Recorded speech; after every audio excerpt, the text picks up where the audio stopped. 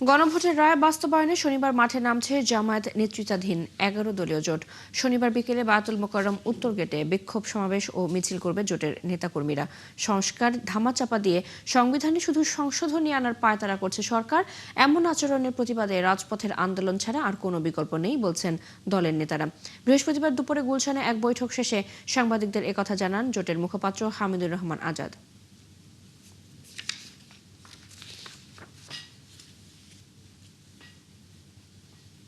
সরকার এখানে সরকারি দল সংসদ পরিচালনায় ব্যর্থতার পরিচয় দিয়েছে, চরমভাবে ব্যর্থ।